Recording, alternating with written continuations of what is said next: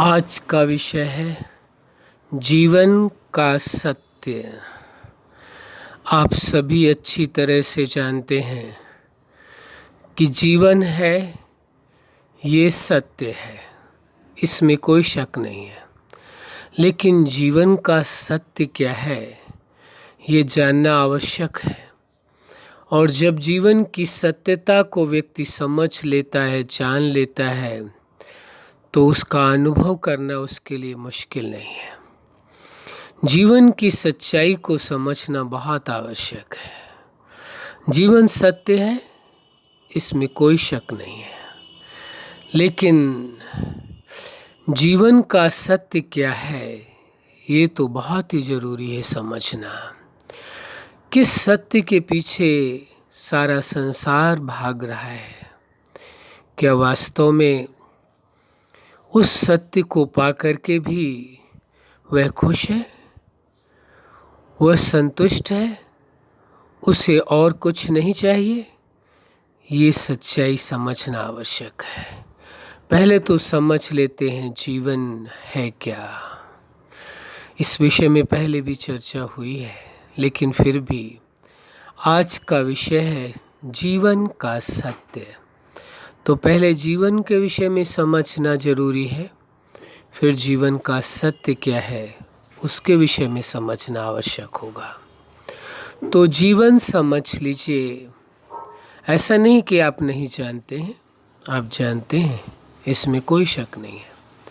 जीवन प्रकृति के 5 तत्वों से बना हुआ ये शरीर, और इस शरीर के अंदर रहने वाली वो शक्ति, वो सत्ता जिसे चेतना कहते हैं। कोई आत्मा कहता है, कोई रूह कहता है, कोई सोल कहता है। भाषा के मुताबिक, धर्म के मुताबिक अलग अलग तरह से ये बात कही गई है, लेकिन सबका भावार्थ एक ही निकलता है कि प्रकृतिकृत शरीर के अंदर चेतना है, तो ये शरीर कार्य कर रहा है।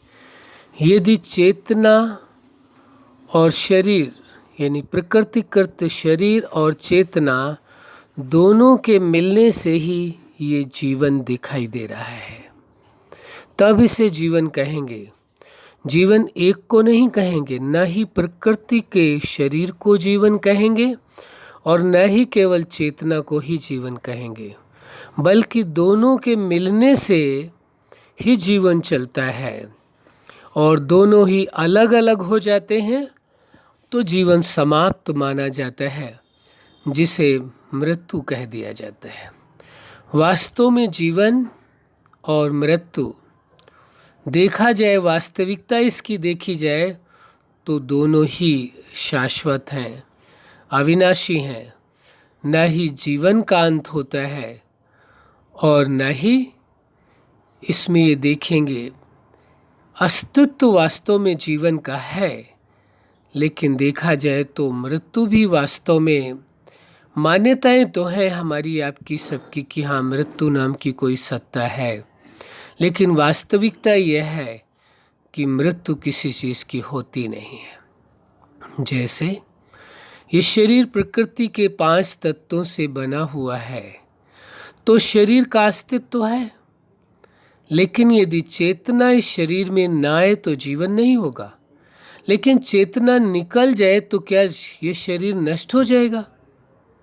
बाह्य दृष्टि से देखने में तो ऐसा प्रतीत होता है कि यह शरीर नष्ट हो गया, लेकिन यदि थोड़ा सा समझने की कोशिश करें, थोड़ा सा देखने का प्रयास करें, तो पता चलेगा जब प्रकृति के 5 तत्वों से बना हुआ शरीर है, तो शरीर को किसी तरह से भी आप नष्ट करेंगे, जो आपकी व्यवस्था हो, तो प्रकृति के 5 तत्वों में विलीन होते हैं, न कि नष्ट होते हैं।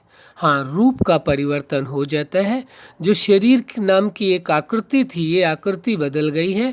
प्रकृति के जो 5 तत्व जिस अपने ओरिजिनल रूप में थे, वह ओरिजिनल रूप में शरीर के नष्ट होने पर पुनः मिल जाते हैं, न कि नष्ट होते हैं। तो यहाँ पर यदि आप देखेंगे तो शरीर की भी मृत्यु नहीं है। दूसरी बात आती है चेतना, जिसे कोई आत्मा कहता है, कोई सोल कहता है, कोई रूह कहता है, जो जिस भी तरह से स्वीकार करे, लेकिन एक कोई शक्ति है, कोई चेतना है। यदि आप स्वीकार करते हैं तो चेतना भी अविनाशी है, वो कभी नष्ट नहीं होती है। तो चेतना भी नश्वर नहीं है, और शरीर दिखाई दे रहा है लेकिन इसका रूप परिवर्तन हुआ है, लेकिन नश्वर नहीं है, नष्ट नहीं होता है। तो यदि ये कहा जाए तो उचित होगा, जीवन तो है लेकिन मृत्यु नाम की कोई सत्ता नहीं है। क्या चीज़ है? मृत्यु नाम की कोई सत्ता नहीं होती है। मृत्यु किसी चीज़ की नहीं होती है, न ही शरीर की और न ही चेतना की। शरीर की यानी प्रकृति के पांचों तत्वों में विलीन हो जाते हैं, और चेतना इस शरीर से निकलकर अपने अस्तित्व में फिर भी रहती है, समाप्त नहीं होती। तो फिर मृत्यु किसकी हुई? मृत्यु एक ये कहा जाए तो उचित होगा, एक भ्रम के सिवा और कुछ नहीं है। वास्तव में मृत्यु नहीं है। जिसने इस सत्य को समझ लिया, इसीलिए आज का विषय है जीवन का सत्य। तो पहले जीवन के विषय में समझ लिया आपने कि जीवन के साथ जो मृत्यु शब्द जोड़ा जाता है, वास्तव में जीवन तो है लेकिन मृत्यु नहीं है। मृत्यु नाम की कोई सत्ता होती ही नहीं है। एक भ्रम है जो हमें दिखाई देता है। बहुत सारी चीज़ें ऐसी हैं जो दिखाई देती हैं, वो होती नहीं है लेकिन दिखाई देती हैं, अनुभव में आती हैं, महसूस होती हैं, लोगों को लगता है ऐसा है लेकिन होता नहीं है। ऐसे ही आपने इस सत्य को समझा, जीवन तो है पर मृत्यु नहीं है। यहाँ स्पष्ट हो गया कि जीवन प्रकृतिकृत शरीर और चेतना दोनों के मिलने से ही ये जीवन चलता है। दोनों के अलग होने से जीवन को समाप्त होना कहते हैं, लेकिन वास्तव में समाप्त जीवन तो कह सकते हो, जीवन समाप्त हुआ, लेकिन न ही शरीर समाप्त हुआ, प्रकृति के पांचों तत्व नहीं समाप्त हुए, और न ही क्या कहेंगे, न ही शरीर नष्ट हुआ, यानी प्रकृति के पांचों तत्व भी नष्ट हुए नहीं हुए, और न ही चेतना नष्ट हुई। तो फिर मृत्यु किसकी हुई? रूप का परिवर्तन हुआ। रूप परिवर्तन की प्रक्रिया को आप मृत्यु का नाम दे सकते हैं, देना चाहें तो वो आपकी मर्जी है। किसको?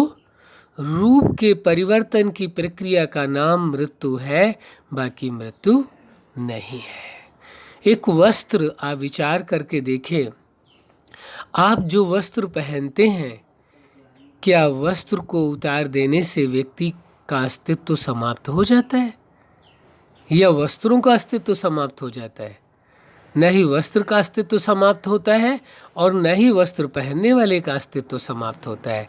इसी प्रकार चेतना ने शरीर को धारण किया हुआ है। चेतना के निकल जाने पर न ही चेतना का अस्तित्व समाप्त होता है और न ही शरीर रूपी वस्त्र का अस्तित्व समाप्त होता है। दोनों का ही अस्तित्व कायम रहता है, समाप्त नहीं होता है। जैसे कोई गाड़ी है, उसमें ड्राइवर के होने पर गाड़ी चलेगी, लेकिन ड्राइवर के न होने पर ऐसा नहीं है कि गाड़ी का अस्तित्व समाप्त हो गया, या ड्राइवर गाड़ी नहीं है तो ड्राइवर का अस्तित्व समाप्त हो गया। नहीं, दोनों का अस्तित्व अपनी जगह है और कायम रहता है। हाँ, दोनों रहते हैं तो गाड़ी चलती है, ये ठीक बात है, लेकिन अस्तित्व समाप्त नहीं माना जाएगा। तो जीवन की एक इस सत्य को तो आपने समझा कि जीवन तो है, कैसे है वो भी समझ लिया, लेकिन मृत्यु नहीं है। मृत्यु नाम की कोई सत्ता नहीं है। इसलिए क्या होगा? आपके अंदर का भय समाप्त हो जाएगा, आप भय मुक्त हो जाएंगे, आपको भय नहीं लगेगा। जीवन को आप निर्भय ढंग से जी पाएंगे, कोई भय नहीं, भय मुक्त होकर के जीवन को जिएंगे। इसका मतलब ये नहीं है कि शरीर के साथ कोई खिलवाड़ करेंगे, ये नहीं है भाव।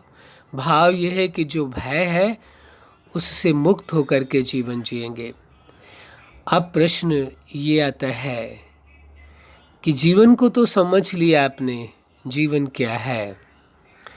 अब इसके बाद विषय आता है कि जीवन का सत्य क्या है, जीवन किस लिए मिला है, कारण क्या है। इसको समझने की ज़रूरत है। जीवन तो है, अब इसका सत्य क्या है, सच्चाई क्या है, ये किस लिए प्राप्त हुआ है, कारण क्या है, जीवन क्यों मिला है, जीवन का उद्देश्य क्या है, मकसद क्या है आखिर जीवन का, जीवन में क्या प्राप्त करना चाहते हैं, किन प्राप्तियों के लिए जीवन प्राप्त हुआ है। अब जीवन का सत्य है, ये तो समझ लिया जीवन क्या है। अब प्रश्न उठता है जीवन का सत्य है, जीवन किस लिए मिला है। आप ये स्वीकार करें तो अच्छा होगा, बाकी आपकी मर्जी है। जीवन दाता भी कोई है, क्योंकि यदि कोई रचना है तो ये प्रूफ है, ये साबित होता है कि उसका रचयिता भी अवश्य होगा। रचना को देख करके ये कोई नहीं कह सकता कि इसका रचयिता नहीं होगा। यदि रचना है तो रचयिता निश्चित है, और यदि रचयिता है तभी उसकी रचना है, वरना रचना नहीं हो सकती। बिना रचयिता के रचना हो नहीं सकती है। सवाल ही नहीं उठता है, प्रश्न ही नहीं उठता है ऐसा कि ऐसा हो सके कभी। तो ये जीवन है तो इस बात का सबूत है जीवन कि जीवन दाता अवश्य है। ये सृष्टि है तो ये सबूत है सृष्टि करता है।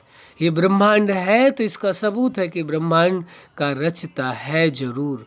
ये हो सकता है कि वो किसी की दृष्टि में हो या किसी की दृष्टि में ना हो, किसी को मालूम हो या ना मालूम हो, किसी के समझ की बात हो या किसी के समझ के परे की बात हो, ये हो सकता है, ये संभावनाएं है, पूरी है। लेकिन इसका मतलब ये नहीं है कि किसी की समझ में ना हो तो इसका मतलब उस चीज़ का अस्तित्व ही समाप्त हो गया है। नहीं जी, ऐसा कैसे हो सकता है। आप विचार करके देखिए, जब जीवन है तो जीवन दाता अवश्य है, इसे नकारा नहीं जा सकता। बाकी आपकी मर्जी है, आप नकारें, वो आपकी स्वेच्छा है। वो तो हर सत्य को झूठा साबित किया जा सकता है, कोई स्वीकार करे न करे क्या फ़र्क पड़ता है। लेकिन जीवन है तो इस बात का सबूत है जीवन की जीवन दाता अवश्य है। अब उस जीवन दाता ने प्रश्न ये उठता है कि ये जीवन दिया किस लिए, फिर जीवन दिया किस लिए, क्या उद्देश्य है उसका जीवन देने का। तो जीवन का अर्थ ही समझ में आता है। जैसे छोटे से उदाहरण से आप समझ जाएंगी, फिर इस विषय में चर्चा करते हैं। उदाहरण के लिए कोई वस्तु है, उसका उपयोग जो है, उस उपयोग के लिए ही वो वस्तु होती है। इसके लिए उसका उपयोग है, इसलिए वो वस्तु है, उसका उपयोग करना होता है। जैसे पानी है तो पानी का क्या है, उसका उपयोग करना, पी करके शीतलता का अनुभव करना, और कई कार्य हैं इससे। खाना भी बना लेते हैं, स्नान भी कर लेते हैं, वस्त्र भी धुलाई कर लेते हैं, और बहुत सारे कार्य कर लेते हैं। वृक्षों को उगाने के लिए उनमें भी पानी की आवश्यकता पड़ती है, बिल्डिंग बनाना है उसमें भी ज़रूरत पड़ती है। यानी कितने जगहों पर पानी का उपयोग किया जाता है। तो पानी का मतलब उसकी उपयोगिता का, कि कहाँ कहाँ उसे यूज करना है, यूज करने के लिए, उपयोग करने के लिए पानी की ज़रूरत पड़ी या पानी बनाया गया। अब आप विचार करके देखिए, जीवन है तो जीवन किस लिए मिला है। जीवन है जीने के लिए। किस लिए है, जीने के लिए। जीवन को जीना होगा। अब जीना किस तरीके से होगा ये आप पर डिपेंड करता है कि आप किस तरह से अपने जीवन को जीना चाहते हैं। खुशियों भरा जीवन जीना चाहते हैं, दुख भरा जीवन जीना चाहते हैं, शांति भरा जीवन जीना चाहते हैं, अशांति भरा जीवन जीना चाहते हैं, आप प्रेम युक्त जीवन जीना चाहते हैं, नफरत से भरा जीवन जीना चाहते हैं, आप खुशी खुशी जीवन जीना चाहते हैं या गम भरा जीवन जीना चाहते हैं। आप कैसा जीवन जीना चाहते हैं ये निर्णय कौन करेगा। जिसका जीवन है उसे ये निर्णय करना होगा। जीवन दाता ने आपको जीवन दिया है, और जीवन देने के साथ साथ आपको समझ दी है, आपके पास आपका मन दिया है, आपको बुद्धि दी है, आपके अंदर भावनाएं कल्पनाएं करने की क्षमता दी है, एहसास करने की क्षमता दी है, निर्णय करने की क्षमता दी है, समझ दी, सब कुछ दिया है, और फुल फ्रीडम दी है, पूर्ण स्वतंत्रता है। आप जीवन को जैसा जीना चाहे वैसे जी सकते हैं, इसमें कोई प्रतिबंध नहीं है उसकी तरफ से। हाँ, ये जरूर है, जीवन के साथ साथ जो जीवन में मनुष्य कर्म करता है तो कर्म के सिद्धांत भी उसने बना दिए, निश्चित कर दिए कि जैसा आप कर्म करेंगे वैसा फल आपको अवश्य मिलेगा। कर्म करने की स्वतंत्रता है, जीवन जीने की स्वतंत्रता है, कैसे जीना ये आपकी मर्जी है। कर्म करने की स्वतंत्रता है, ये आपकी मर्जी कैसा कर्म करना है, लेकिन फल मिलने पर कर्म आप करें, कह दें कि फल में मेरी स्वतंत्रता कार्य करे, मेरी मर्जी कार्य करे, उसमें नहीं करेगी। कर्म में आपकी स्वतंत्रता है, फल में स्वतंत्रता नहीं है। जैसा कर्म वैसा फल अवश्य लेना होगा, ये उस जीवनदाता ने ये सिद्धांत जीवन देते ही स्थापित कर दिया, ताकि जीवन व्यवस्थित ढंग से चल सके, जीवन अच्छे तरीके से चल सके। एक व्यक्ति दूसरे व्यक्ति के जीवन के साथ धोखा ना करे, छल ना करे, किसी के साथ विश्वासघात ना करे, किसी के जीवन को छीनने की कोशिश ना करे, किसी को सताए नहीं, दुखी नहीं करे, परेशान नहीं करे। इसलिए जीवनदाता ने ये सिद्धांत बना दिया। अब मानना ना मानना आपकी मर्जी है, इसमें किसी का कोई लेना देना नहीं है, कोई कुछ नहीं कर सकता। उस जीवनदाता ने सिद्धांत बनाए, कर्म के सिद्धांत बना दिए। कर्म करने की स्वतंत्रता है, लेकिन कर्म के आधार से फल तो अवश्य लेना पड़ेगा। कोई चाहे या न चाहे, उसकी चाहत काम नहीं करेगी। उस जीवनदाता का निर्णय है, उसका सिद्धांत है। उस सिद्धांत को आज तक न कोई तोड़ पाया है और न कोई तोड़ पाएगा। हाँ, भ्रमवश कुछ ऐसा लगता है कि हाँ नहीं, कर्म हमने कुछ भी किया उसका फल हमें नहीं मिलेगा, वो उसकी मर्जी व्यक्ति की, इससे कोई फर्क नहीं पड़ता। तो इस सत्यता को समझ लेना है कि जीवन किस लिए मिला, दिया किसने। जीवन है तो जीवन दाता अवश्य है, सुप्रीम सत्ता को, गॉड को, ईश्वर को, अल्लाह को, खुदा को, परमात्मा को। जो भी शब्द से, जिन भी शब्दों से आपको ठीक लगता है वो उच्चारण करो, वो आपकी मर्जी है, ये आपकी पूरी स्वतंत्रता है। उसे किस रूप में मानते हैं, किस नाम से मानते हैं, ये आपकी स्वतंत्रता है, आपकी भावना का विषय है, आपकी सोच का विषय है और आपकी पूर्ण स्वतंत्रता है। इसमें कोई किसी को ये नहीं कह सकता नहीं आप इसे ही स्वीकार करें, जो आपको ठीक लगता है वो उसे माने। लेकिन है वो एक ही सत्ता, चार नहीं है, ना ही दो है, एक ही सत्ता, सुप्रीम सत्ता, जिसे जीवनदाता कहा जाता है। नाम उसके अनेक हो सकते हैं, रूप अनेक माने जा सकते हैं, लेकिन गुणों के आधार से उसके रूप अनेक हो सकते हैं, माने जा सकते हैं। गुणों के आधार से उसके नाम अनेकों स्वीकार किए जा सकते हैं, लेकिन वो सत्ता का, उसका जो अस्तित्व है वह एक ही है, जिसे जीवन दाता आप कह सकते हैं, सुप्रीम सत्ता कह सकते हैं। जिन भी नामों से संबोधन करना आपको ठीक लगता है वो संबोधन करें, वो आपकी स्वतंत्रता है, आपकी मर्जी, आपकी भावना का विषय है, ये व्यक्तिगत विषय है आपका। तो उस जीवन दाता ने आपको जीवन किस उद्देश्य से दिया, प्रश्न ये उठता है। जब जीवन दिया है तो जीवन को जीने के लिए दिया है, एक ही मकसद है, एक ही उद्देश्य, दूसरा कोई उद्देश्य नहीं है। जीवन मिला है केवल जीने के लिए। जीवन इसलिए नहीं मिला कि बहुत इतना सारा जीवन भर प्रयत्न करके इतना सारा ढेर सारा धन इकट्ठा कर लो या बहुत सारी सांसारिक उपलब्धियां हासिल कर लो, इसलिए जीवन नहीं मिला। उसकी भी सत्यता समझ लेना आवश्यक है। जीवन के लिए धन की आवश्यकता है। धन, ये वस्तुएं, ये मकान, दुकान, घर, ये जो कुछ भी सुख के साधन है, मोटर गाड़ी, ये सारी चीज़ें, वस्तुएं, ये सब जीवन के लिए एक सपोर्ट सिस्टम का कार्य करते हैं, एक सहारे के रूप में है, जीवन को चलाने के लिए एक सहयोगी है, सहायक है, न कि इससे ज़्यादा इनका कोई अस्तित्व है। यदि समाज में लोग इसका अस्तित्व जीवन से ज़्यादा मानने लगें तो फिर क्या होगा, इस सच्चाई को आप खुद ही समझ सकते हैं। इसलिए इस जीवन से ज़्यादा इन वस्तुओं का, इन भौतिक प्राप्तियों का, सांसारिक प्राप्तियों का कोई मूल्य नहीं है, कोई अस्तित्व नहीं। यदि आप मानते हैं तो ये आपका भ्रम है, और आज नहीं तो कल आपका भ्रम अपने आप ही टूट जाएगा। आप अपने भ्रम को तोड़ दें, उस भ्रम को उखाड़ फेंकें, उस अंधकार से अपने आप को बाहर निकाल लें तो अच्छी बात है, नहीं तो एक दिन तो अपने आप ही ये भ्रम टूट जाएगा। क्यों? इस सत्यता को भी आप जानते हैं कि एक न एक दिन ऐसा आना है जो ये वस्तु, धन, संबंध, भौतिक सारे जितने भी साधन है, जो कुछ आपने जीवन पर्यंत इकट्ठा किया है, ये सब कुछ पहले भी आपको यही मिला था और यही आपको छोड़ना पड़ेगा एक न एक दिन। इस सत्यता को आप पूरी तरह से जानते हैं, कोई नकार नहीं सकता। इस सच्चाई को आप पूरी तरह से जानते हैं, समझते हैं, उसके बावजूद भी जीवन का उद्देश्य जीवन जीने के अलावा, सुखद जीवन जीने के अलावा, जीवन के हर पल को जीने के अलावा यदि कोई और आप उद्देश्य अपने जीवन का बना लेते हैं तो ये आपकी मर्जी है, ये आपकी अपनी व्यक्तिगत सोच है।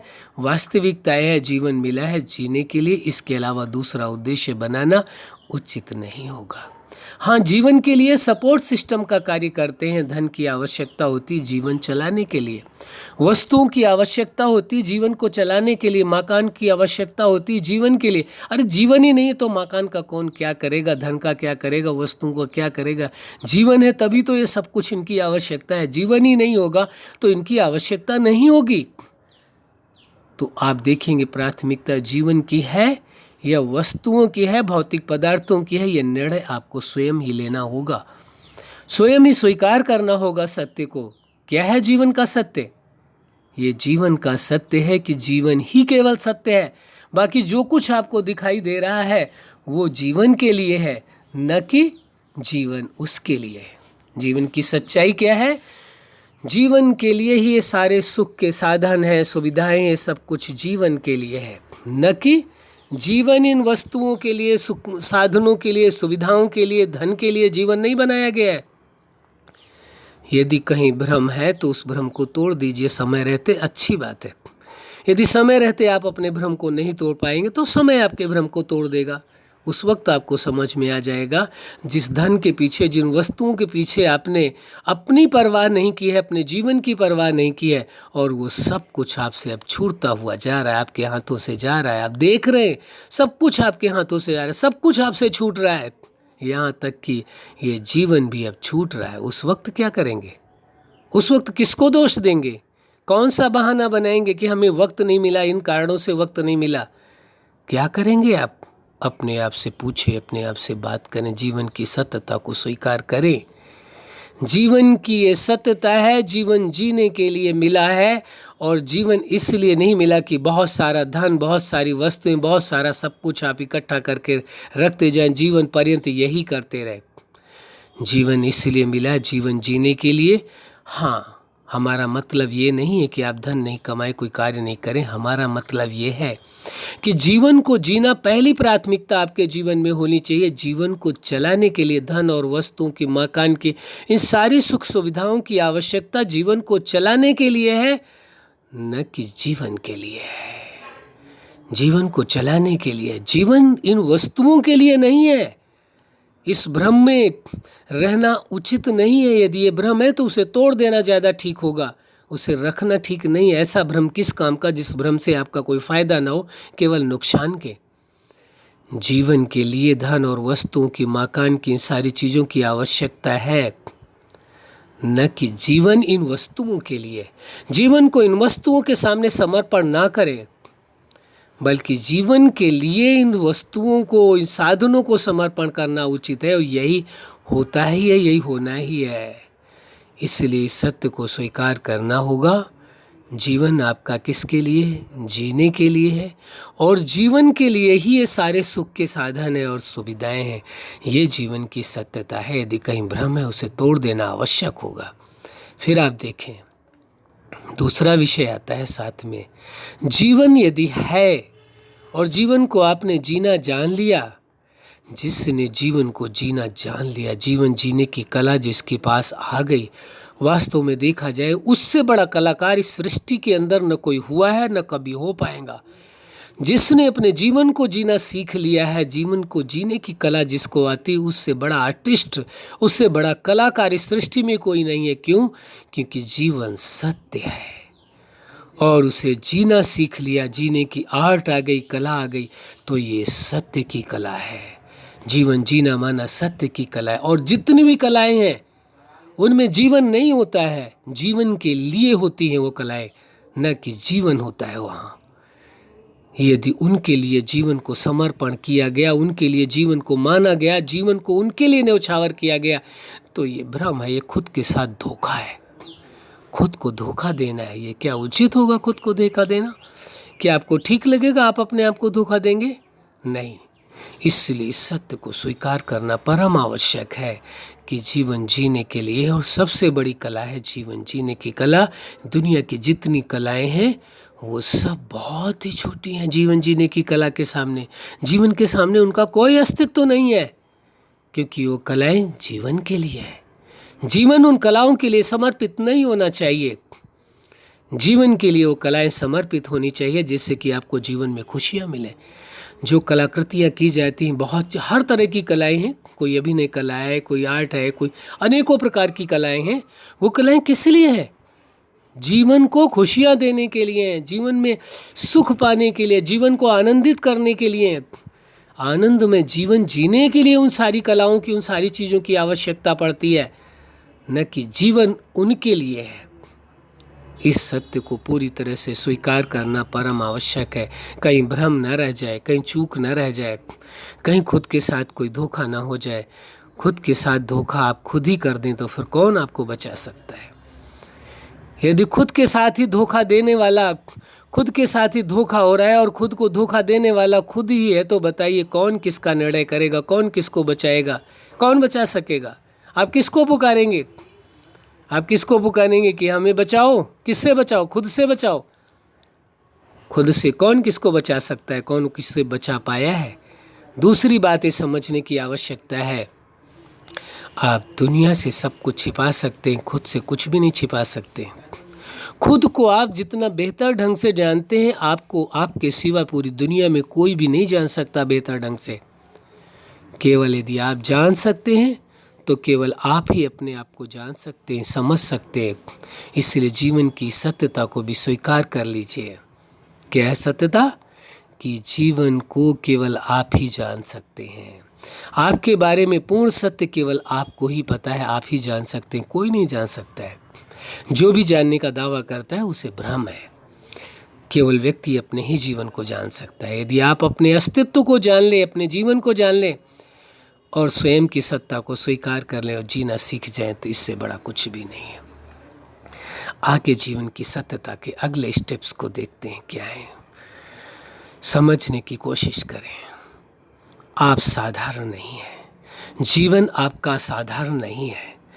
आप यूनिक पर्सन हैं, आप विशेष हैं, क्योंकि आप जैसा इस पूरी सृष्टि के अंदर, पूरे ब्रह्मांड के अंदर केवल आप ही हैं और कोई दूसरा नहीं। उस रचनाकार की बात तो देखो, उसकी खूबी तो देखो, उसकी कलाकृति तो देखो। आप जैसा केवल आप है पूरी सृष्टि के अंदर। न पूरी तरह शक्ल सूरत में मिलेगा और स्वभाव में तो मिलने का प्रश्न ही नहीं उठता। थोड़ा बड़ा शक्ल सूरतें मिल जाती हैं। कहते हैं दुनिया में 7 लोग ऐसे होते हैं, एक ही शक्ल सूरत के 7 लोग पाए जा सकते हैं। संभावना है, लोगों का कहना है। सत्य क्या है कुछ नहीं कहा जा सकता, लेकिन पूरी तरह से नहीं। पर फिर भी स्वभाव तो फिर भी सबका अलग अलग ही होता है। चेतना का अस्तित्व तो सबका अलग अलग ही होता है। तो आप देखिए, पूरे ब्रह्मांड के अंदर आप एक यूनिक पर्सन हैं, आप विशेष हैं, साधारण नहीं है। आप विशेष थे, विशेष हैं और सदा ही विशेष रहेंगे। कभी आप साधारण नहीं हो सकते। ये जीवन की सच्चाई है। आप विशेष हैं, स्वीकार करिए अपने आप को। आप साधारण नहीं है, आप कमज़ोर नहीं है। भ्रम मत पालिए अपने आप में। ये मत सोचिए कि कोई आपको मोटिवेट करेगा तब जा करके आप कुछ कर पाएंगे लाइफ में। कोई मोटिवेटर्स काम नहीं करेगा। जब तक आपने जीवन की सच्चाई को स्वीकार नहीं किया है, कोई मोटिवेटर्स का कोई काम नहीं करेगा, कुछ भी नहीं होगा। कोई नॉलेज काम नहीं करेगी, किसी का कोई भी ज्ञान सुना हुआ, पढ़ा हुआ कुछ भी काम नहीं आएगा, जब तक आपने सत्य को स्वीकार नहीं किया। जिस पल आपने इस सत्य को स्वीकार कर लिया कि आप विशेष हैं, अरे उस सुप्रीम सत्ता ने, उस जगत नियंता ने, उस रचनाकार ने, जीवन के रचता ने आपको यूनिक बनाया है, आपको विशेष बनाया है, साधारण नहीं बनाया। तो जब उस सुप्रीम सत्ता ने आपको विशेष बनाया तो आप साधारण हो कैसे सकते? ये क्यों आपने अपने आप में भ्रम पाल लिया? यदि किसी को ऐसा भ्रम पैदा हो गया तो उसे उखाड़ के फेंक देना चाहिए कि आप साधारण हैं। आप कमज़ोर हो कैसे सकते हैं? कमज़ोर एक सुप्रीम सत्ता की रचना कभी कमज़ोर हो सकती है? संभावनाएं हैं कभी? नहीं। हाँ, जब तक स्वीकारा नहीं गया है, जब तक भ्रम पैदा है। भ्रम के कारण ये स्वीकार में होता है, स्वीकार्य है ये कि हाँ वास्तव में आप कमज़ोर हो सकते हैं। और कमज़ोर तभी आप अपने आप को मानते हैं जब आप दूसरों से तुलना करते हैं। अपनी क्या आवश्यकता है आपको दूसरों से तुलना करने की? क्यों ज़रूरत है? क्या वो जीवन को बहुत बेहतर ढंग से जीना जानते हैं? जिनको आप देख करके बाह्य दृष्टि से इनके पास बहुत धन है, बहुत सुख के साधन है, आपको ऐसा लगता है कि उनका जीवन सुखमय है? ये कैसे आपको भ्रम पैदा हो गया? ये भ्रम कैसे आपको पैदा हो गया कि नहीं जिसके पास बहुत ज़्यादा धन होगा, बहुत ज़्यादा सुख के साधन होंगे तो वो सुखी होगा? प्रश्न ही नहीं उठता है। आप पूछ करके तो देख लेता हूँ उनसे, सच्चाई क्या है? भ्रम और सत्य, जैसे सत्य को आप स्वीकार करते हैं भ्रम टूट जाता है। जिसे जीवन जीना आता है उसके पास साधन कम हो तो भी वो सुखी रह सकता है, साधन ज़्यादा हो तो भी सुखी रह सकता है। सुख का आधार वस्तुएं नहीं है। यदि सुख का आधार वस्तुएं होती तो आप विचार करके देखें, जो आप भोजन करते ना, जिस भोजन को आप स्वयं करते हैं, उसको खाने के बाद जो आप खुशी का अनुभव करते हैं, कभी आपने देखा है, कभी आपने इस बात को देखा है कि भोजन को हंसते हुए, मुस्कुराते हुए, खुश होते हुए? प्रयोग करने वाला खुश होता है। यानी जीवन जिसके पास है वो खुश होता है उनको देख करके। वो वस्तुएं आपको देख करके खुश नहीं होती हैं। किसी की गाड़ी किसी को देख करके खुश नहीं होती, किसी का मकान किसी को देख करके खुश नहीं होता है। व्यक्ति उन वस्तुओं को देख करके खुश होता है, नाखुश होता है। उसको दिखाई देता है मेरा मकान छोटा है तो नाखुश होता है। उसे लगता है कि मैं किराए पर रह रहा हूँ तो नाखुश होता है। उसे लगता है कि इसका मकान बहुत बड़ा है तो खुश होता है। वस्तुओं को कभी खुश होता वो देखा है आपने?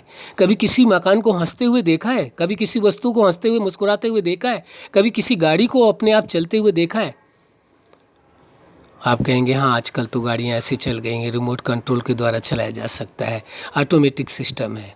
क्या फिर भी, चलो मान लेते हैं आपकी बात, क्या उन वस्तुओं को अपने आप में खुश होते हुए देखा है आपने? उनको जीवन की आवश्यकता है? किसको आवश्यकता है? वस्तुएं कहती हैं कि मुझे जीवन चाहिए।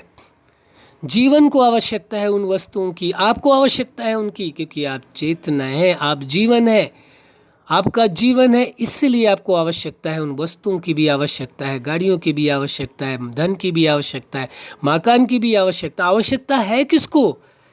उन वस्तुओं को आपकी कोई ज़रूरत नहीं है। कोई वस्तु नहीं कहती कि हमें ये व्यक्ति चाहिए। किसी मकान ने आज तक न कहा होगा कि हमें ये व्यक्ति चाहिए यहाँ हमारे यहाँ रहे। व्यक्ति कहता है हमें मकान चाहिए, व्यक्ति कहता है हमें गाड़ी चाहिए।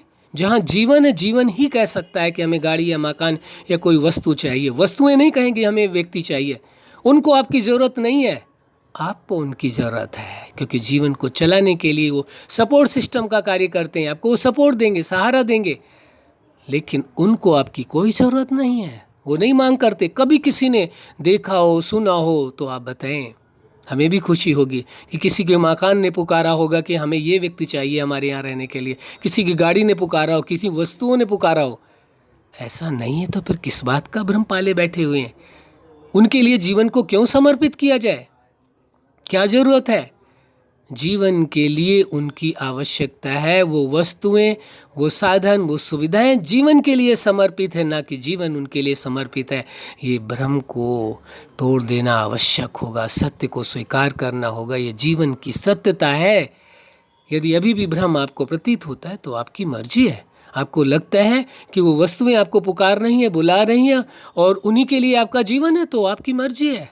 आपको कोई नहीं रोक सकता है। कौन रोकने वाला पैदा इस दुनिया में आपको? लेकिन यदि भ्रम टूट जाए तो आपको अपने जीवन का जो सुख है, जो आनंद है, जो रस है, वो प्राप्त कर सकेंगे। जीवन के अस्तित्व को समझ सकेंगे, जीवन जी सकेंगे। सबसे बड़ी जीवन की आपके पास उपलब्धि जानते हो क्या है? विचार करो, पूछ के देखो खुद से। जीवन को अच्छे ढंग से जीना। जिसने जीवन को बेहतर ढंग से जी लिया, सबसे बड़ा अचीवमेंट है, सबसे बड़ी उपलब्धि। इससे बड़ी उपलब्धि कोई हो ही नहीं सकती है, सवाल ही नहीं उठता है। जिसने अपने जीवन को बेहतर ढंग से जी लिया है, अच्छे से जी लिया है, जो जी रहा है अच्छे ढंग से अपने जीवन को, हर पल को जी रहा है, वास्तव में वह उस जीवन की सबसे बड़ी उपलब्धि, जीवन की सबसे बड़ी उपलब्धि है। जीवन की ये उपलब्धि नहीं है कि इसके पास इतने 100 करोड़ रुपया, इतने अरब रुपया है, या इसके पास इतनी 1000 गाड़ियाँ या इतने 1000 महल है, मकान है। जीवन की सबसे बड़ी उपलब्धि है, सबसे बड़ा अचीवमेंट है कि जीवन को अच्छे ढंग से जी लिया गया। इस व्यक्ति ने जीवन के हर पल को जिया है, वो सबसे बड़ा अचीवमेंट है। क्योंकि जीवन मिला किस लिए, उद्देश्य क्या था? जीने के लिए उद्देश्य था। तो जीवन जीना ही एक मकसद था, एक उद्देश्य था, एक लक्ष्य था। केवल एक लक्ष्य से जीवन दाता ने केवल एक उद्देश्य से आपको जीवन दिया था, जीवन जीने के लिए। और ये जितने भी उद्देश्य आपने जीवन में बनाए हैं, ये सब आपने स्वयं बनाए हैं। या तो किसी को देख करके, किसी से तुलना करके, किसी से जान करके, किसी से समझ करके, कभी खुद से भी पूछने की कोशिश की कि ये जीवन को जीवन दाता ने क्यों दिया है? जीने के लिए दिया है या केवल जीवन के विभिन्न और उद्देश्यों को बना करके जीवन को बर्बाद करने के लिए दिया है? किस लिए दिया है? पूछना अपने आप से, बात करना अपने आप से, अपने आप आपको उत्तर मिल जाएगा। कब तक आखिर ब्रह्म जीवन आप जिएंगे? कब तक? क्या उस पल तक ब्रह्म में जीवन जिएंगे जब जीवन ही समाप्त हो जाए? जीवन के अंतिम पलों में फिर याद आता है व्यक्ति को कि हमने जीवन का सारा समय निरर्थक यूं ही गंवा दिया। जीवन जीने के बजाय हर जगह तो समय दिया, सबके लिए टाइम था, सबके लिए समय था, लेकिन खुद के लिए समय नहीं मिला, जीवन को जीने के लिए समय नहीं मिला। अफसोस होगा आपको, पछतावा होगा, बहुत पछताएंगे, बहुत पछतावा होगा आपको। जीवन के उन अंतिम पलों में जब आपको दिखाई देगा जीवन भी आपसे छूटा जा रहा है, जीवन आपके हाथ से जा रहा है, उस वक्त आपको पछतावा होगा, हमने जीवन भर क्या किया। जीवन को जीने के बजाय सब कुछ किया, लेकिन जो करना था वही नहीं किया, और जो नहीं करना था वही सब कुछ किया। और जो करना था, जीवन को जीना, जिंदगी का एक ही उद्देश्य, कोई दूसरा उद्देश्य हो ही नहीं सकता है। और जीवन का सबसे बड़ा जो अचीवमेंट है, उपलब्धि है, सबसे बड़ी प्राप्ति है, वो है जीवन के हर पल को, एक एक सेकंड को जीना, एक पल भी जाने ना पाए। आप देखना, सुबह से लेकर के, प्रातः से लेकर के सायं तक, विश्राम करने तक, कितना समय आपने जीवन को जिया, कितना समय आपने व्यर्थ में गंवाया है। कितना समय आपने वस्तुओं के लिए जीवन लगाया, कितना समय आपने धन के लिए जीवन लगाया, कितना समय आपने अन्य चीज़ों के लिए जीवन लगाया, और कितना समय आप जीवन को जिए। जरा विचार करके देखना, अपनी ओर झांकने की कोशिश करना, खुद को देखने की कोशिश करना, खुद को समझने की कोशिश करना, पता चल जाएगा अरे क्यों ब्रह्म में जीवन को बर्बाद कर रहे हैं, क्यों नष्ट कर रहे हैं। ब्रह्म में आकर के जिस पल भ्रम टूटेगा, जानते हो कब टूटता है ब्रह्म? जब जीवन के अंतिम पल दिखाई देते हैं, उसको दिखाई देने लगता है कि डॉक्टर भी कह देता है भाई इसका अंतिम समय आ गया है, उसको भी दिखाई दे जाता है कि अब जीवन का अंतिम समय आ गया। तब पछतावा होता है कि अब तो जीवन गया, हमें जीवन को जीना था वही नहीं कर पाए, वही नहीं किया जो करना था, जो नहीं करना था पूरा जीवन खपा दिया उसमें, और जो करना था उसके लिए वक्त ही नहीं निकाला। वक्त ही नहीं है जी, वक्त ही नहीं है, वक्त ही नहीं है। सोचिए, अपने आप से बात करिए, विचार करके देखिए आप क्या चाहते हैं। क्या जीवन के सत्य को स्वीकार करने की हिम्मत है? क्या जीवन के सत्य को स्वीकार करना चाहेंगे? और जीवन के सत्य को स्वीकार करके आप अपने जीवन को जीना चाहेंगे? क्या सबसे बड़ा जीवन का उद्देश्य जीवन को जीना ही बना पाएंगे? क्या सबसे बड़ा अचीवमेंट, आप जो सबसे बड़ी उपलब्धि आप जीवन को जीने की मान पाएंगे? देख लीजिए, विचार कर लीजिए। यदि सत्य को स्वीकार करने का साहस है, हिम्मत है, हौसला है, तो सत्य को स्वीकार करें और जीवन के सत्य को स्वीकार करके जीवन को जीना प्रारंभ करें, न कि समय को व्यर्थ में गंवाएं। अफसोस होता है, आज हमें अफसोस हो रहा है ये जानने के कारण, कल को आपको अफसोस होगा जब आप जान जाएंगे कि आपके जीवन का अंतिम पल आ गया है। अब जीवन आपके हाथों से जाने वाला, तब आपको अफसोस होगा, लेकिन उस वक्त अफसोस करने से कुछ नहीं होने वाला है। आज यदि आप होशियार हो जाते, आज यदि आप अलर्ट हो जाते, आज यदि आप अपने जीवन के महत्व को समझ लेते हैं, वास्तविकता को समझ लेते हैं, जीवन के सत्य को समझ लेते हैं और जीना प्रारंभ कर लेते हैं, तो समझिए कि आप वास्तव में जीवन के हकदार हैं। आप जीवन के पक्ष में हैं, जीवन के पक्षधर हैं, जीवन के महत्व को स्वीकार करते हैं, जीवन की वास्तविकता को स्वीकार करते हैं, जीवन के आप पक्षधर हैं, जीवन का आपकी नज़रों में महत्व है। वरना क्या है ये आप खुद जानते, कहने की आवश्यकता नहीं है। सोचिए, विचार करिए, निर्णय करिए, समझ लीजिए अच्छी बात। जीवन क्या है ये आपने समझा? जीवन का महत्व क्या है ये भी आपने समझा? जीवन का उद्देश्य क्या है ये भी आपने समझ लिया? जिंदगी को जीना, इसके अलावा कोई उद्देश्य नहीं है। जीवन के सबसे बड़ा अचीवमेंट क्या है? सबसे बड़ी उपलब्धि क्या है? जीवन के हर पल को जीना। इसके अलावा कुछ भी आप पाले दुनिया का, संसार में सारी दुनिया के आप मालिक बन जाएंगे, आप कुछ नहीं है, जीरो है, जीरो, कुछ भी नहीं आपको मिला। यदि आप जीवन नहीं जी पाए तो कुछ नहीं मिला आपका, सब कुछ आपका खो गया, आपके हाथों से निकल गया। वो पल जब आएगा, जब आपके हाथ से जीवन भी आपका जाता हुआ नजर आएगा, तब आपको लगेगा कि क्या ये उपलब्धियां आपके काम आएंगी? क्या जो कुछ, जिन चीज़ों के लिए आपने जीवन को कुर्बान कर दिया था, वो कुछ भी आपके काम आएगा? कुछ भी नहीं काम आएगा। जीवन के रहते रहे हुए यदि जीवन को, सत्य को स्वीकार कर लें और उसका अनुभव कर लें और जीवन को जिएं, यही जीवन की वास्तविकता है, यही जीवन का सत्य है। अच्छा, आप अपने जीवन में सफलता के शिखर तक पहुँचे। आज का विषय था जीवन का सत्य। उस सत्य को स्वीकार करें और जीवन के सत्य को स्वीकार करके उसके अनुरूप जीवन को जिएं, यही हमारी हार्दिक शुभकामना है। सदा खुश रहें, मुस्कुराते रहें। धन्यवाद।